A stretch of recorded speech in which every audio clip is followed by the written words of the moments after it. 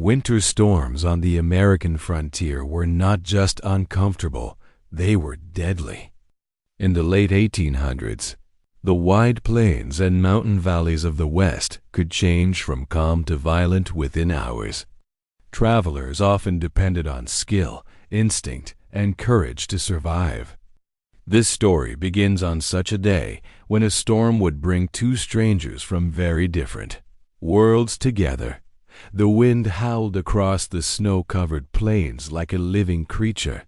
Thick gray clouds rolled low across the sky, swallowing the sun and turning the afternoon into a cold, shadowy dusk. Snow fell in heavy sheets, and the icy wind pushed it across the land in blinding waves. Few people were foolish enough to travel during such a storm, but one man moved steadily through the favorite white wilderness. His name was Dakota, an Apache warrior and skilled tracker. Dakota had spent most of his life learning the ways of the land.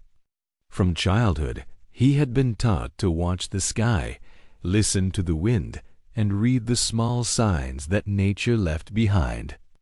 Among Apache people, survival depended on understanding the environment. Long before roads or towns were built, native tribes survived harsh winters by respecting the power of nature and preparing carefully for it.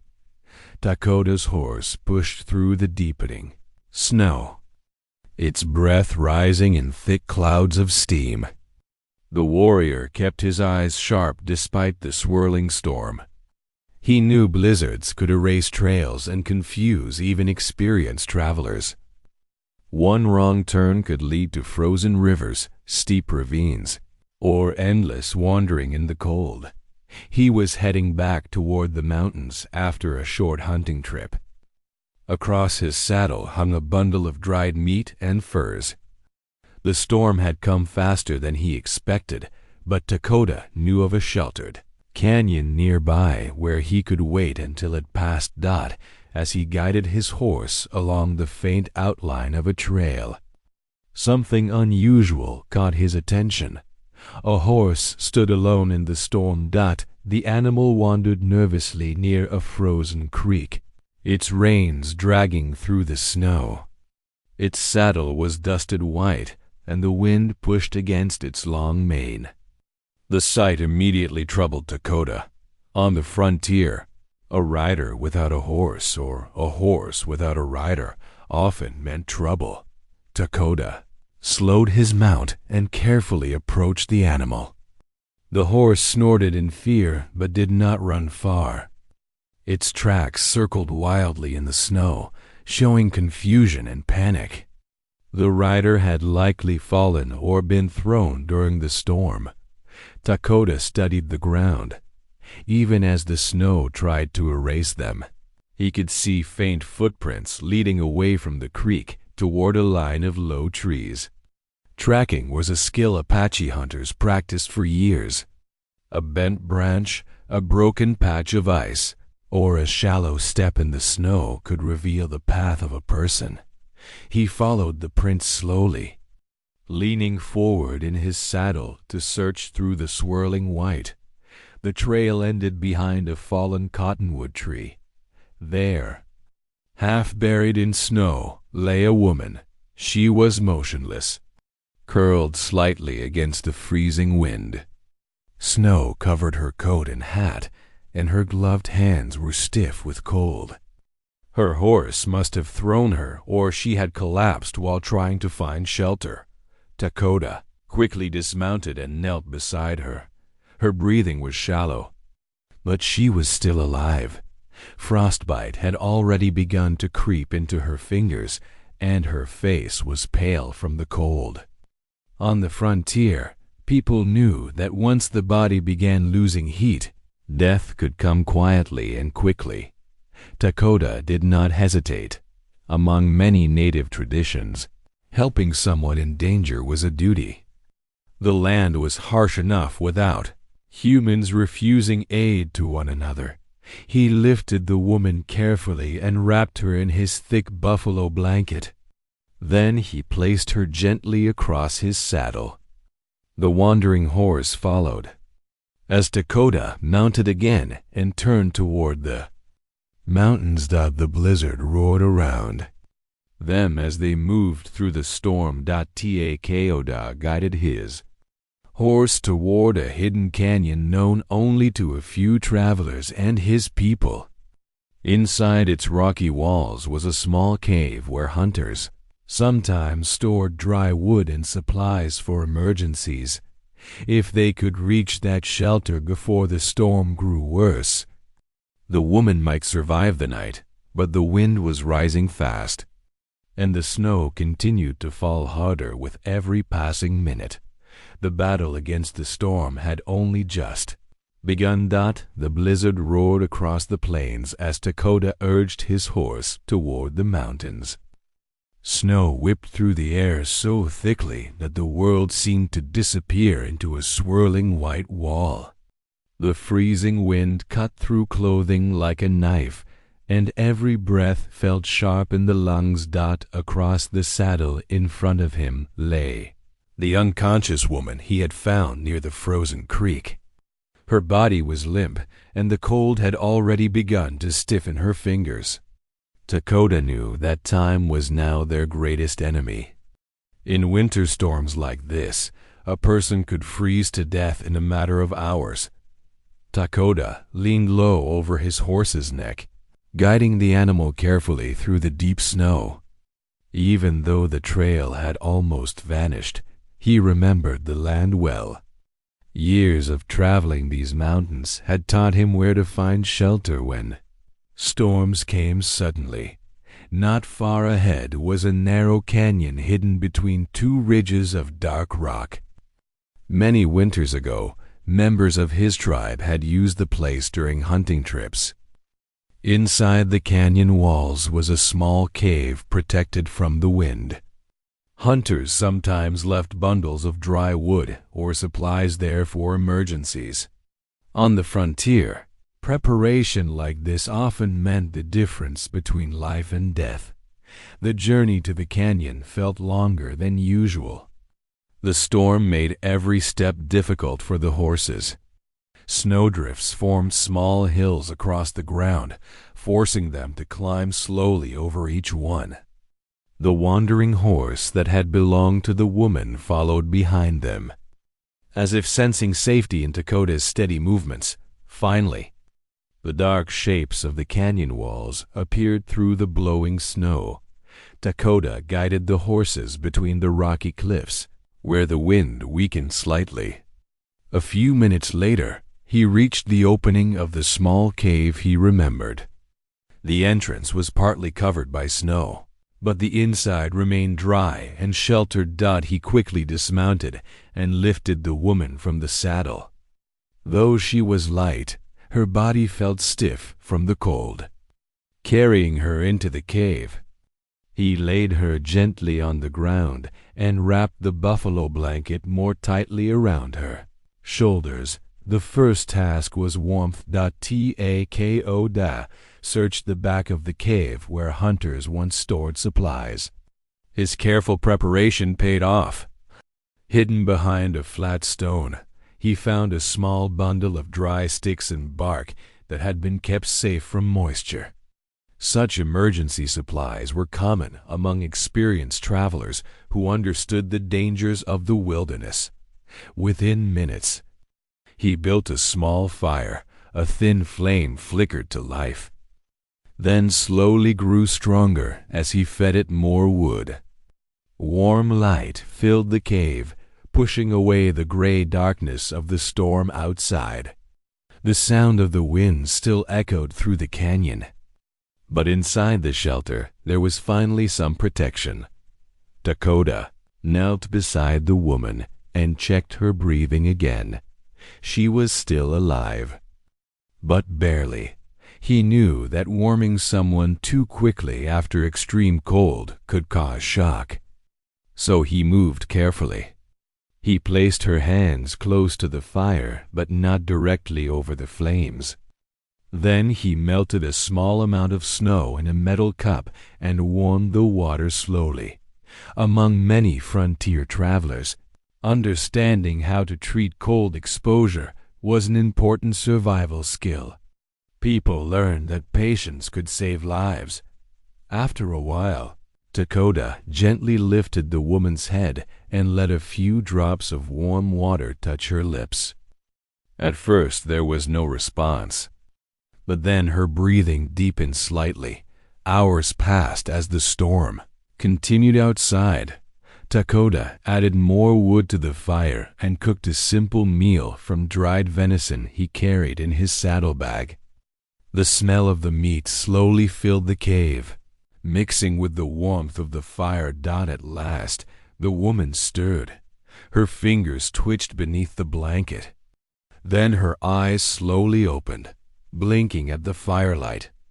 For a moment, she looked confused, as if she could not remember where she was. Dakota remained calm and spoke softly. "You are safe," he said. The woman looked at him, still weak but beginning to understand that someone had rescued her. Her voice came out as little more than a whisper. "Did you bring me here?" Dakota nodded. She looked around the cave, then back at the fire that had likely saved her life. A faint expression of relief crossed her face. "My horse."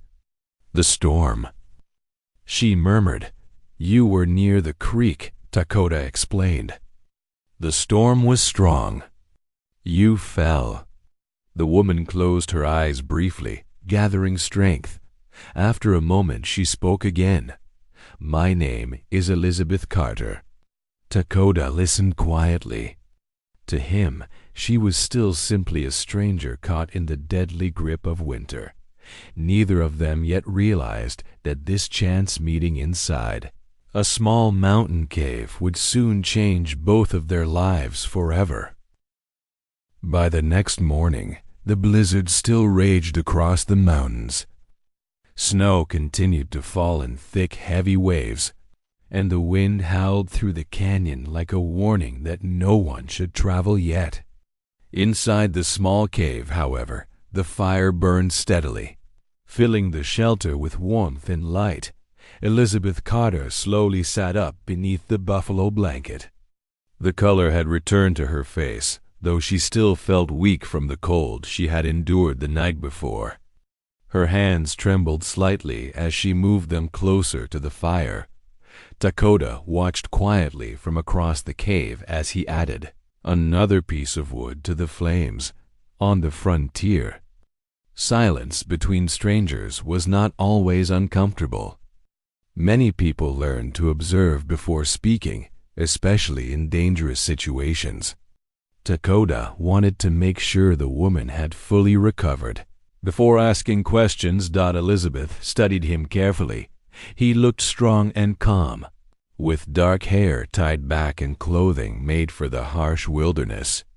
His movements were careful and confident, like someone used to surviving in difficult places. She realized quickly that without him, she would almost certainly have frozen to death in the storm. "Thank you," she said softly. Dakota nodded once.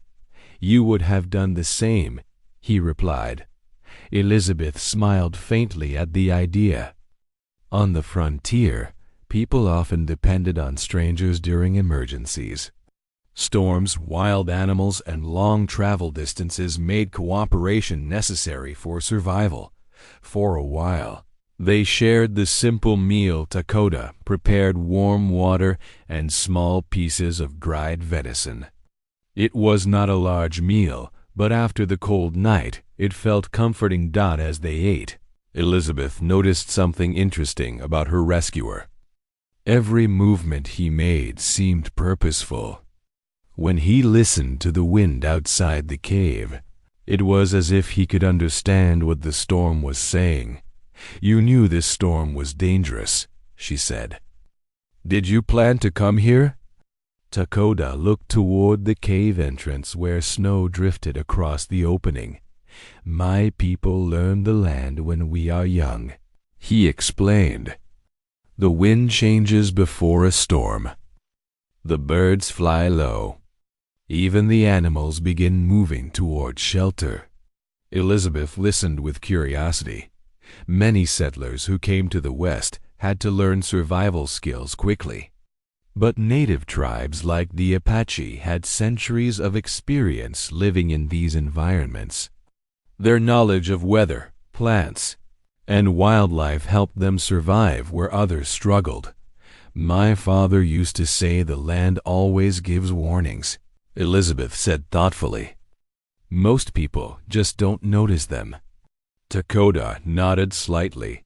For a while, the conversation moved slowly as they learned about each other. Elizabeth explained that she had grown up on the frontier. When she was young, her father owned a small ranch not far from the plains below the mountains. At that time, life was difficult. Ranchers had to build fences, dig wells, and protect cattle from storms and predators. Every winter we worried about losing the herd, she said. A storm like this can bury fences, trap animals in snow, and freeze water supplies. Dakota listened quietly. Though he did not live the life of a rancher, he understood the dangers she described. Harsh winters were a challenge for anyone living close to the land. Elizabeth continued, explaining that cattle ranching had become one of the most important parts of the Western economy. Beef from ranches traveled by railroads to growing cities across the country. Cowboys spent long days riding the range to protect and guide the herds. Dakota found this interesting. His people once traveled the land hunting and gathering, moving with the seasons. The idea of raising thousands of cattle in one place was very different from the traditions he knew. Outside the cave, the storm continued to roar, but inside, something unusual was happening. Two people from completely different cultures were discovering how much they could learn from each other. Elizabeth leaned closer to the fire and sighed softly. If the storm doesn't stop soon, she said, my ranch hands will think I disappeared. Dakota looked at her curiously. You have people waiting for you, he asked. Elizabeth gave a small nod. Double quotes, yes, she answered, but she did not yet explain just how many people depended on her return. That truth would surprise Dakota very soon. On the third morning, the storm finally began to weaken. The fierce wind that had screamed through the canyon for 2 days slowly faded into a cold, steady breeze. Snow still covered the land in deep white blankets, but the sky above the mountains began to brighten with pale winter sunlight. Dakota stepped outside the cave and studied the horizon carefully. The storm had passed, but the land was now far more dangerous than before. Heavy snow had buried trails and landmarks. Rivers and creeks were frozen, but the ice could easily break beneath the weight of a horse. Snowdrifts formed tall ridges that could hide holes, rocks, or fallen branches. Many travelers made the mistake of believing that danger ended when the storm stopped. In truth, the hours after a blizzard could be just as deadly. Dakota returned inside the cave. The storm is ending, he told Elizabeth. But the land will be difficult to cross. Elizabeth slowly stood and stretched her stiff arms. Though she still felt tired, the warmth and rest had given her strength again. I need to get back, she said. My people will be worried. Dakota nodded. He understood responsibility. On the frontier, people depended on one another, especially during harsh winters. Together, they prepared for the journey. Dakota checked the horses first. The woman's horse, which had followed them to the canyon, had survived the storm well. Dakota brushed snow from its saddle and tightened the straps. He also packed the remaining dried meat and wrapped the buffalo blanket around Elizabeth's shoulders to keep her warm. Before leaving, he studied the snow on the ground. Tracking after a storm required patience. Most trails had vanished, but small signs remained. A broken branch, the shape of the hills, and the direction of the wind could guide an experienced traveler. Dakota mounted his horse and led the way out of the canyon. The journey across the snow-covered land was slow and careful. In many places, the horses had to push through deep drifts that reached nearly to their knees. Elizabeth held the reins tightly, following Dakota's path exactly. As they rode, Dakota occasionally raised his hand to signal her to stop. Once, he pointed to a wide area of smooth snow. "Do not ride there," he warned. Elizabeth looked closer and realized the surface covered a frozen creek. Though the ice appeared solid, hidden water still moved beneath it. If a horse stepped in the wrong place, the ice could break instantly. Frontier travelers learned to respect frozen rivers because they often caused deadly accidents during winter journeys. Elizabeth followed Dakota carefully. Along the way, they passed signs of how powerful the storm had been. A wooden fence lay buried beneath snow. An empty wagon sat tilted against a small hill, its wheels half frozen in place. Even large trees had lost branches under the heavy weight of ice. "These storms can destroy a ranch in one night," Elizabeth said quietly.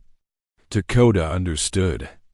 Nature was powerful, and no person, no matter how wealthy or strong, could completely control it. Hours passed as they slowly crossed the frozen plains. Finally, as the sun rose higher in the sky, Dakota noticed something in the distance. Dark shapes appeared along the horizon. At first, Elizabeth thought they were trees, but as they rode closer, the shapes became clearer. Large wooden barns stood across the snowy fields.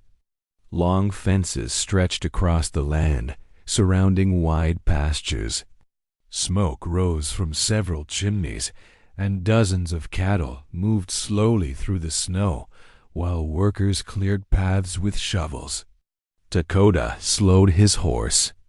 He had expected to see a small ranch or perhaps a simple homestead. Instead, the property in front of them was enormous.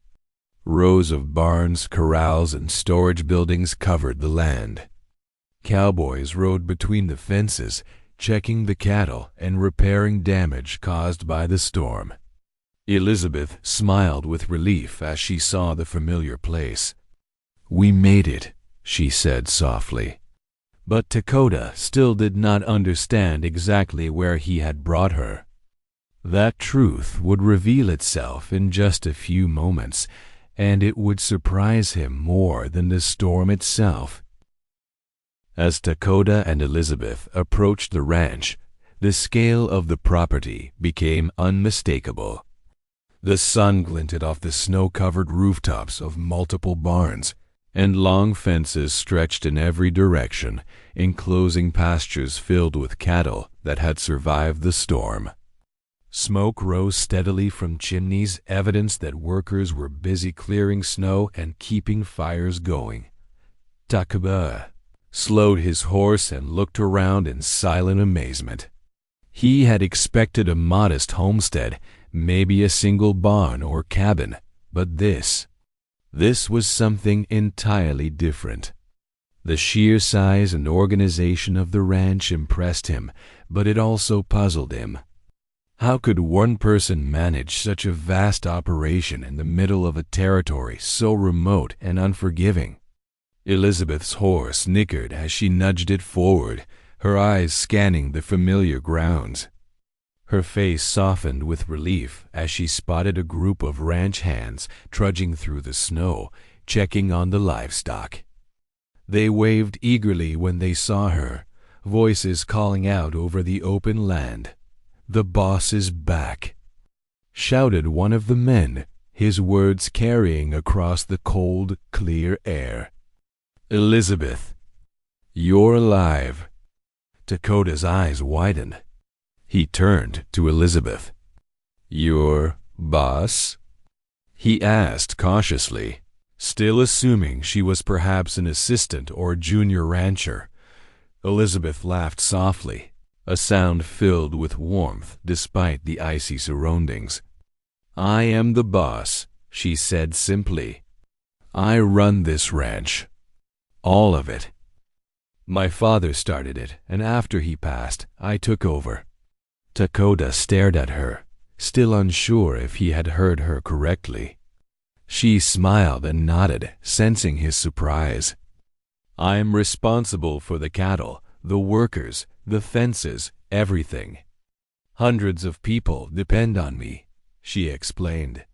"And today, thanks to you, I survived a storm that could have been deadly." Dakota dismounted slowly, taking a moment to absorb the truth. In his world, survival depended on knowledge, courage, and respect for the land, but power and responsibility were often defined differently in frontier society. Elizabeth's calm authority, combined with her experience and leadership, was something he hadn't expected to encounter in the middle of a snowstorm. The ranch hands hurried over, helping to lead the horses toward a cleared stable. Elizabeth turned to Dakota again, her eyes reflecting gratitude. "I don't have much to offer you as thanks, but I want you to know that you've saved more than just me today. You've saved this entire ranch, this herd, and the people who work here." Dakota shook his head. Among his people, helping someone in danger was not about reward. It was about respect and duty. "I did what had to be done," he said simply. "You were in danger. That is enough." Elizabeth's expression softened. "Even so," she said, "I insist on doing something for you. You risked your life for mine. That counts for a great deal in any world." She paused, then smiled thoughtfully. "There's a place here for someone like you, a scout, a guide. You know this land better than anyone, and your skills could help protect the ranch and its people in the future." Dakota considered her words carefully. He had never worked for someone in this way, but the idea of using his knowledge to protect others was familiar. He had spent years learning to track, hunt, and navigate the wilderness not for reward, but to survive and to help those in need. This was an opportunity to apply those skills in a way that could save lives beyond his own. "I will consider it," he said finally. "Not for reward, but because it is the right thing to do." Elizabeth nodded, understanding completely. Around them, the ranch workers began clearing snow from the corrals and checking fences damaged by the storm. Life was returning to normal, but the story of Dakota's bravery would remain. That day, the blizzard's danger ended not with tragedy, but with a new beginning. Dakota had saved Elizabeth's life without knowing her true importance, and in return, he found a purpose that connected two very different worlds. The frontier had tested them both, and in surviving, they had discovered the strength, respect, and cooperation that could thrive even in the harshest conditions. And so, in the shadow of the mountains, the largest ranch in the territory continued to operate safely. Thanks to a chance encounter and the bravery of a lone Apache warrior, the winter sun hung low over the ranch, casting long shadows across the snow-covered fields. The storm was finally behind them, leaving a sparkling landscape of frost on fences and barns. Life on the frontier was harsh, and surviving the blizzard had been no small feat. Yet, inside the vast ranch house and among the workers, There was a sense of cautious relief. Dakota had watched Elizabeth move through the ranch with calm authority, giving instructions to her hands and checking on the cattle. He had never seen such a combination of courage, intelligence, and responsibility in a single person. Every worker seemed to respond to her without hesitation, trusting her judgment entirely. She was not just a ranch owner, she was a leader in the truest sense of the word. Elizabeth approached him as he stood by the horses. "Dakota," she said, "you saved my life. I insisted on offering you a reward before, but I don't want this to be about money or gifts. You've earned something more important: trust and respect." Dakota looked at her carefully. "I do not need rewards," he said. Among the Apache, helping someone in danger was simply the right thing to do. Courage, honor, and action spoke louder than gold or silver. "I only did what was necessary." Elizabeth smiled. "Then perhaps we can find a different way for you to use your skills." She gestured toward the ranchlands, stretching endlessly into the snowy plains. "You know these mountains, the plains, and the weather better than anyone.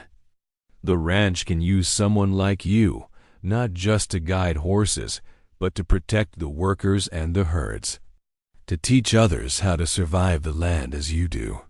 Dakota considered her words. A new sense of purpose stirred in him. He had spent his life as a tracker and hunter, learning the secrets of the land. Teaching others and guiding them safely through danger felt natural. For the first time, he realized that his knowledge could save many lives, not only himself, but entire communities. He nodded slowly. "I will do it," he said, "but not for reward. I will do it because it is right and because it will keep people safe." Elizabeth extended her hand. "Then welcome to the ranch, Dakota. You'll be more than a guide, you'll be part of this family." The bond between them was subtle but powerful. Two people from entirely different worlds, the Apache warrior and the frontier ranch owner, had found mutual respect and trust born from survival, courage, and shared experience. Together, they could face the harsh realities of the territory, learning from each other's knowledge and skills. Over the following weeks, Dakota began working across the ranchlands. He taught the ranch hands how to read the snow, track animals, and recognize signs of danger before it was too late. He showed them how to find hidden shelters and prepare emergency supplies for storms, sharing the lessons his people had passed down for generations. Elizabeth observed with admiration, learning strategies that improved the safety of her operations and strengthened her leadership. In turn, Elizabeth taught Dakota about ranch management, cattle herding, and the organization required to run such a large operation. Dakota realized that her knowledge of logistics, people, and resources was as critical to survival as his understanding of nature. Together, they created a partnership that combined traditional wisdom with frontier ingenuity. By the time spring arrived, the ranch was stronger than ever. Cattle were safe, fences repaired, and workers trained to handle future emergencies. The storm that could have destroyed everything instead became a story of heroism, skill, and cooperation. Dakota and Elizabeth often reflected on that night in the blizzard. A chance encounter in a frozen canyon had turned into a lifelong bond based on respect, knowledge, and shared survival. The lesson was clear: on the frontier, life could be unpredictable and cruel, but courage, skill, and cooperation could turn danger into opportunity. The Apache warrior, who had saved a stranger, found not only gratitude but a meaningful place in the largest ranch in the territory. And Elizabeth, the ranch owner, gained a partner who taught her the value of listening to the land, understanding its dangers, and respecting the knowledge of those who had walked it for generations. Together, they proved that sometimes the harshest winters could forge the strongest alliances and the greatest respect between worlds.